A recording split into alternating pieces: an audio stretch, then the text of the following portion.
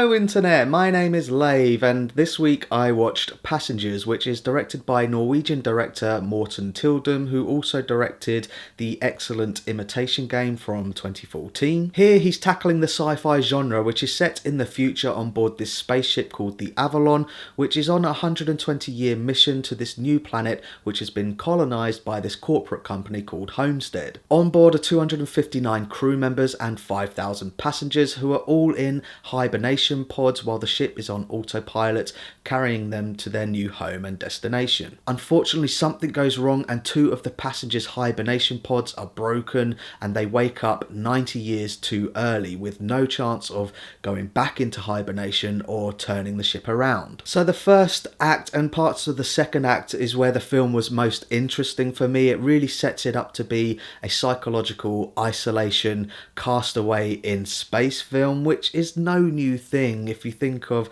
The Martian and Moon, which are recent films which I do think have done it better. What I find really frustrating is that this film did have the potential to offer something new in the fact that one of the characters is presented with a moral dilemma which I found really interesting. I found myself asking, what would I do in that situation? But unfortunately the film only really scratches the surface of this dilemma and doesn't explore it to its full potential. Just when I thought it was going to, the film takes a completely different direction and by the third act turns into a disaster film in space, sort of in the vein of the Poseidon Adventure, which I really didn't care much for. Of the two characters that are stranded on this ship, I thought Chris Pratt was the most likeable. They describe him as a mechanic, but really I thought he should have been described as an engineer. I just thought that was a bit weird. But he does have some really nice interactions with a cyborg called Arthur, played really well by Sheen. I do think the film works best when you're discovering with Chris Pratt's character that he is on his own. And then you've got Jennifer Lawrence as Aurora. Now I actually thought her performance was a bit wobbly, but then she has been given some really corny lines like,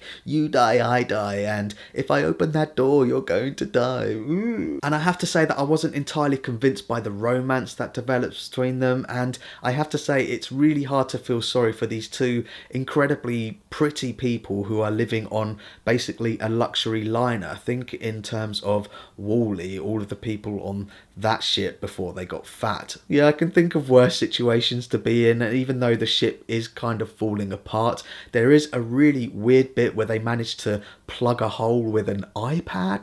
Now you may have noticed that I've mentioned and compared this to loads of other films, and it doesn't stop at the ones I've already mentioned. You can really see the influences of films like Alien, Aliens, Prometheus, The Shining, Gravity and Sunshine, and I completely get that the sci-fi genre has a certain language which you have to follow, and I'm not saying that this film doesn't have a certain level of panache when it comes to its visuals, but I do think that it struggles to find its own identity. It feels like every other sci-fi film you've seen before. So that's my thoughts on Passengers, and pause the video if you want to take a closer look at my enjoyment tracker now. Overall, I have to say that I was underwhelmed with this film. I think there are some good performances in there and some decent set pieces, but as I say, it's nothing that you haven't seen before. It really does feel like a concoction of loads of other films which quite frankly have done it better. I really wish that the film had stuck its course and stayed as a psychological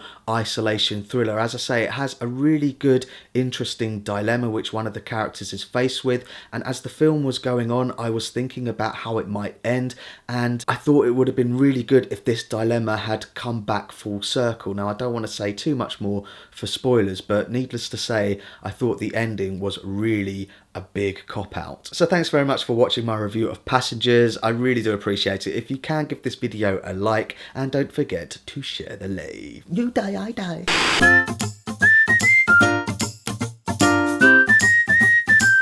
Subscribe.